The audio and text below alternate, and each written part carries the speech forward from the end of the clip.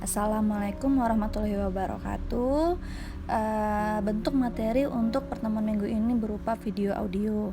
Nah, video ini berisikan pemaparan mengenai materi kita untuk pertemuan kedua ini, yakni perbedaan psikologi konseling individual versus psikologi konseling kelompok.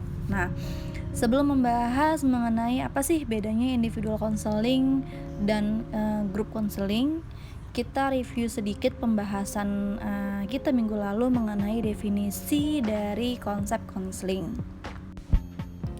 Istilah konseling berasal dari kata counsel atau to counsel yang berarti memberikan nasihat, sugesti, lalu anjuran, dan saran-saran kepada orang lain secara tatap muka atau face to face. Nah, dengan demikian konseling adalah pemberian nasihat atau penasihatan kepada orang lain secara individual yang dilakukan secara face to face dari seseorang yang memiliki kemahiran, keahlian atau profesional yang disebut dengan konselor atau psikolog kepada seseorang yang memiliki masalah atau yang disebut dengan klien.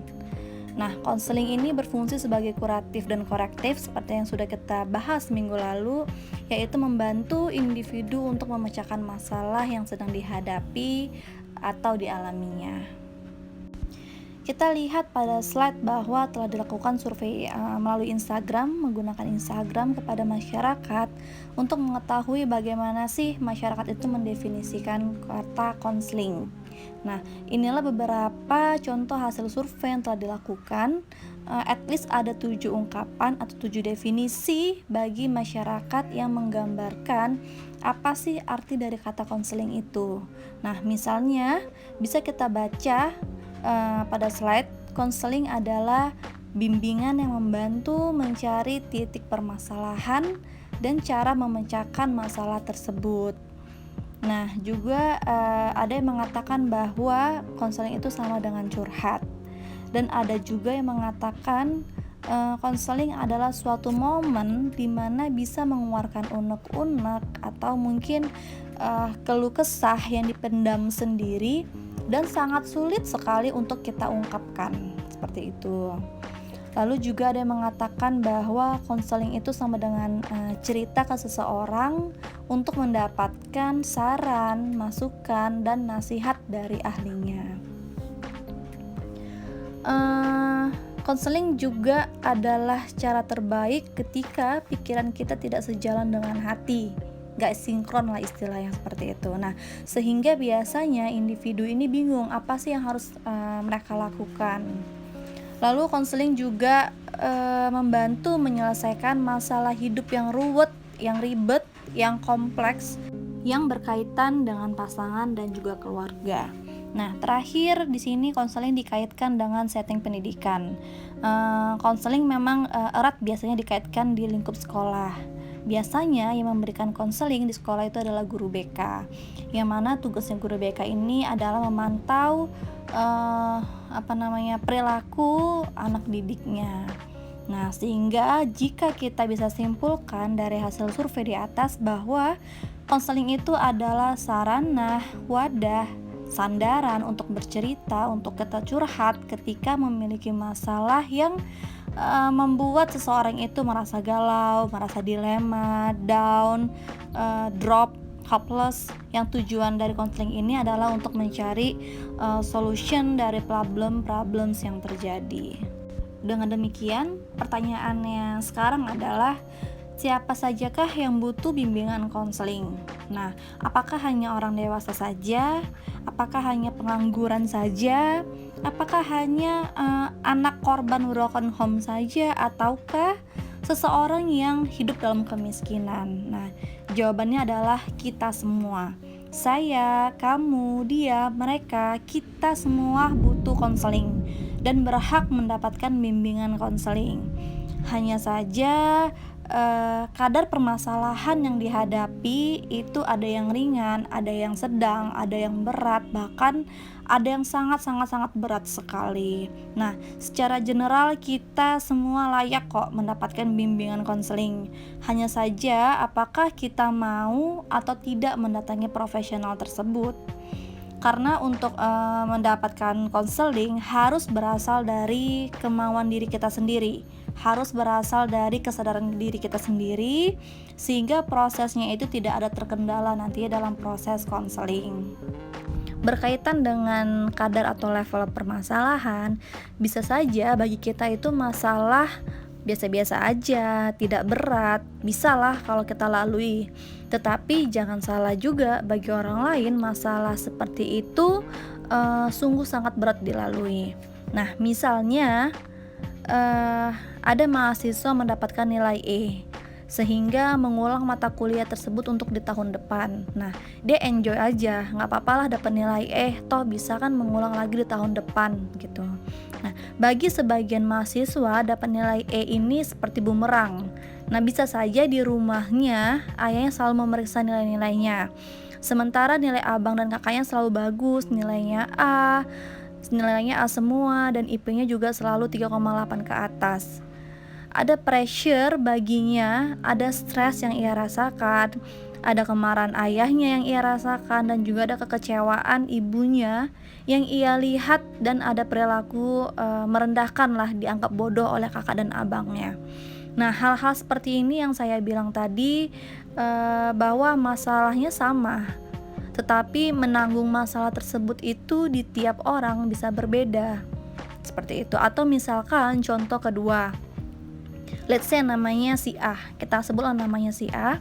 Nah, baru saja ia menikah dengan pasangannya yang sudah berpacaran selama 3 tahun. Pada masa pacaran itu mereka baik-baik aja. Yang terlihat itu adalah yang bagus-bagusnya. Nah, hingga setelah ia menikah, terjadilah perubahan perangai si pasangannya ini, dan dia baru melihat, oh ternyata perilakunya seperti ini, ternyata sifatnya seperti ini. Jadi setelah menikah itu baru kelihatan dia suka membentak, terus setiap apa yang diomonginnya itu harus dipatuhi, banyak aturan. Terus si istrinya ini nggak boleh makan banyak, nggak boleh gendut, selalu mengikutilah apa yang harus diperintahkan oleh suaminya ini. Nah, padahal pada saat masa pacaran tuh mereka baik-baik aja, tidak ada larangan, tidak harus ini, tidak harus itu. Sekarang setelah menikah, setelah si suami ini bisa mendominasi istrinya, maka keluarlah sifat-sifat aslinya. Nah, pernikahannya ini berjalan hanya 3 bulan saja, lalu mereka bercerai. Nah, how she was down? Awalnya dia juga manusia seperti biasa. Ia tampak kecewa, sedih, murung, tidak mau keluar rumah, tidak ada gairah hidup, tidak mau berkomunikasi dengan teman-temannya. Memang pada saat itu sangat-sangat hancur sekali di awal perpisahan. Tetapi hanya beberapa bulan dia bangkit lagi, karena dia memegang prinsip bahwa apa yang telah ia terima saat ini adalah takdir yang sudah ditetapkan, dan apa yang telah ditakdirkan Tuhannya itu tidak bisa dirubah.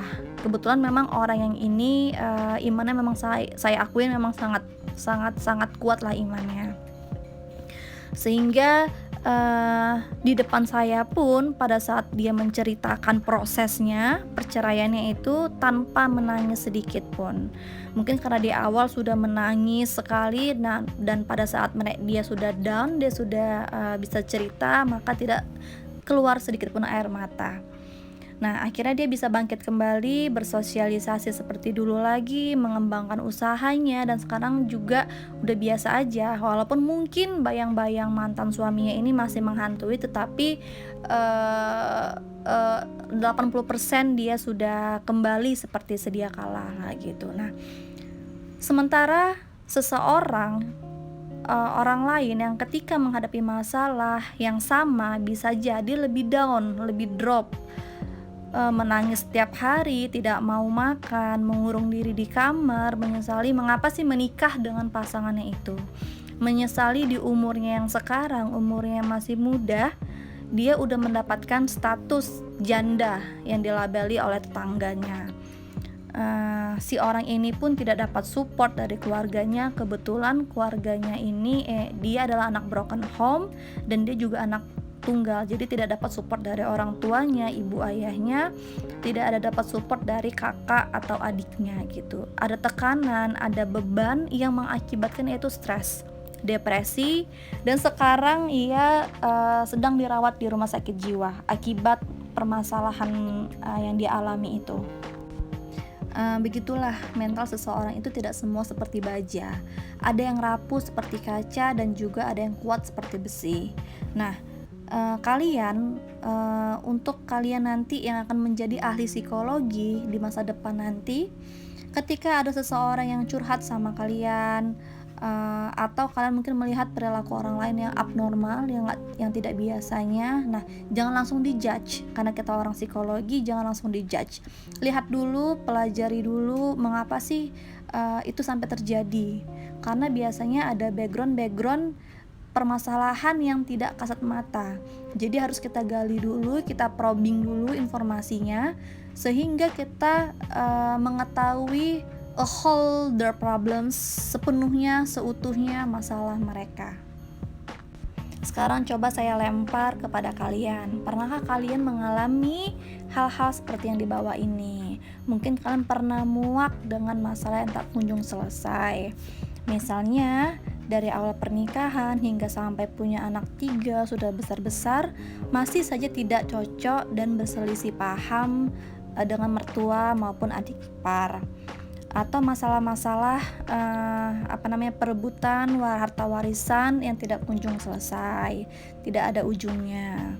Atau mungkin kalian pernah muak dengan keterpurukan hidup dalam ekonomi yang pas-pasan misalkan, atau mungkin menjadi tulang punggung di keluarga kalian, atau menjadi tulang punggung karena perceraian dengan suami. Nah, selain itu mungkin apakah kalian pernah merasa jenuh? Mungkin sering kali ya kalian merasa jenuh dengan pikiran atau mungkin perasaan yang mengganggu. Misalnya, apakah pacarku ini benar-benar setia nggak ya sama aku? Dia nggak pernah selingkuh di belakangku misalkan, atau bawaannya curiga terus gitu. Atau bahkan kredit motor yang belum lunas, masih ada tunggakan, sewa kontrakan. Atau apakah mungkin kalian sedang mengalami ketakutan akibat pelecehan, atau nilai IP semakin turun, atau mungkin ragu dan khawatir tidak bisa membayar cicilan uang kuliah nanti gitu. Nah, bisa juga mungkin saat ini kalian sedang muak karena sering serba salah, merasa selalu disalahkan, apa yang diperbuat semua salah. Misalnya tamat SMA mau jadi polisi nggak dibolehin, mau jadi dokter nggak dibolehin juga karena mungkin uang sekolahnya mahal. Mau kuliah aja deh, ambil fakultas hukum, ambil fakultas ekonomi atau psikologi nggak dibolehin karena diragukan nanti setelah sarjana mau kerja apa, karena banyak lulusan yang masih jadi pengangguran. Atau mungkin mau jadi bidan, mau jadi perawat juga nggak dibolehin orang tua karena gajinya kecil. Jadi apa yang dilakukan itu semuanya salah di mata orang tua, semua apa yang kita lakukan itu salah. Contohnya juga misalkan di lingkungan kerja, mau buat laporan disalahkan, buat presentasi juga disalahkan atasan. Coba ajuin ide project juga nggak disetujuin sama atasan. Target nggak tercapai di mock sama atasan. Target tercapai tapi kok nggak dipuji, semua serba salah. Atau barangkali muak karena harus selalu mengalah. Nah, ini biasanya anak sulung harus selalu mengalah sama adik-adiknya. Atau mungkin pada saat pacaran si perempuan itu harus mengalah karena pasangannya terlalu mendominasi.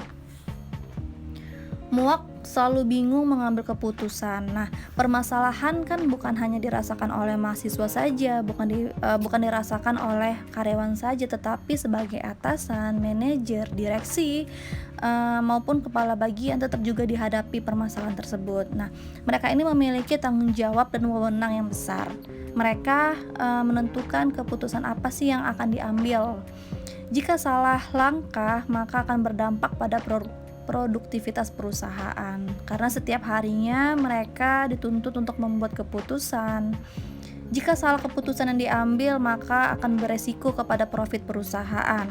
Tidak bisa menggaji karyawan, harus mem-PHK, mungkin harus mem-PHK sebagian dari karyawannya. Nah, sama juga halnya dengan kepala rumah tangga. yaitu ayah yang memegang kendali aturan di rumahnya. Salah mendidik anak akan berdampak pada karakter anaknya nanti. Nah, basically semua orang, setiap manusia pastilah memiliki masalah. Tidak ada yang terkecuali. Kita menjalani hari ini demi hari 24 jam. Bertemu dengan orang, melakukan aktivitas.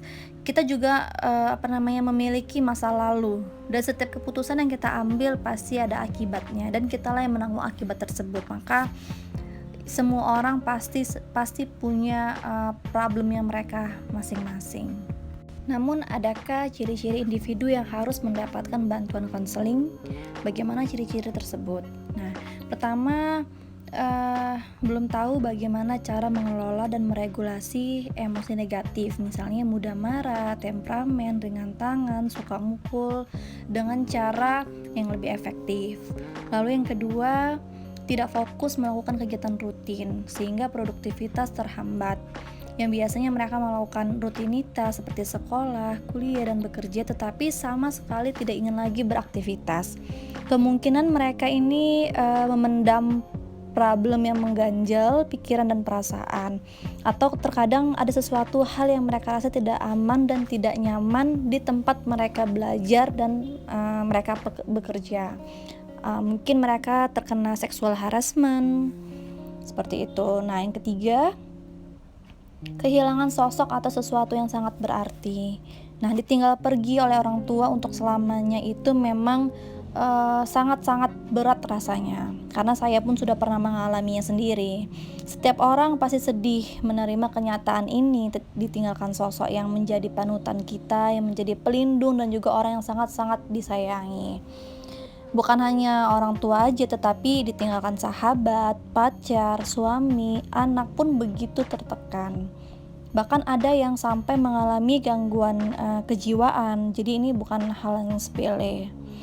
Lalu yang keempat, mengalami kejadian trauma, misalnya korban pelecehan seksual, korban penculikan, korban peperangan, korban bencana alam, dan juga korban penyiksaan oleh orang tuanya, dan kejadian-kejadian traumatis lainnya.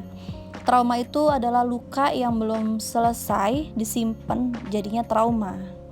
Trauma itu harusnya disembuhin, walaupun memang agak sulit untuk proses solvingnya.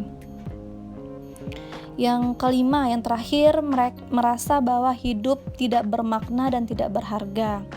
Umumnya perasaan ini tuh terjadi pada korban pelecehan seksual, korban broken home, dan juga korban bullying dan korban lainnya. Yang terakhir, punya rencana menyakiti atau bunuh diri. Nah, bunuh diri ini identik sekali dengan depresi. Tetapi apakah sebenarnya hanya depresi aja yang menjadi faktor bunuh diri? Nah, pikiran untuk bunuh diri itu dapat dialami sebenarnya sama siapapun, siapa aja. Terlebih mereka yang mengalami stres berat atau tekanan batin, gangguan kesehatan, dan juga masalah kejiwaan. Terkadang mereka yang memiliki masalah sosial dan ekonomi pun, seperti misalkan kehilangan pekerjaan, baru di PHK pada saat pandemi seperti ini misalkan, lalu terlilit hutang, banyak cicilan-cicilan belum terbayarkan, hutang-hutang kepada orang lain, kepada sanak saudara, atau juga mendapatkan penolakan sosial atau social rejection.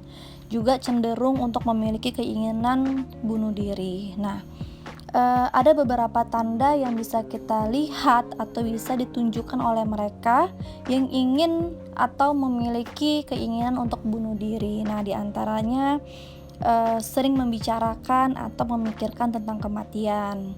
Lalu suasana hatinya itu tidak stabil, sering berubah-ubah, misalkan cepat marah, mudah tersinggung,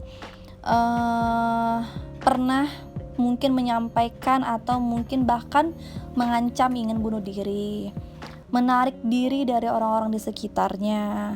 Lalu juga sering merasa cemas, gelisah, dan juga murung, susah tidur, merasa tidak berdaya, malu, merasa bersalah, atau tidak memiliki masa depan. Selain itu juga mereka ini mulai mencari informasi tentang cara bunuh dirinya, apa yang harus dipersiapkan, misalkan, pisau atau mungkin tali tambang untuk gantung diri. Dan mereka ini pernah memikirkan atau bahkan mencoba untuk menyakiti diri sendiri, contohnya menyilet pergelangan tangan atau, menegak, baygon, gitu. Jadi kita bisa melihat dari ciri-ciri atau perilakunya mereka. Sekarang kita menyadari bahwa pentingnya konseling di dalam kehidupan kita, karena sometimes counselor or psychologist can be more trusted than our loved one. Counselor listen to your problems with impartial and non-judgmental mindset and offer you various ways which would help you overcome your problems.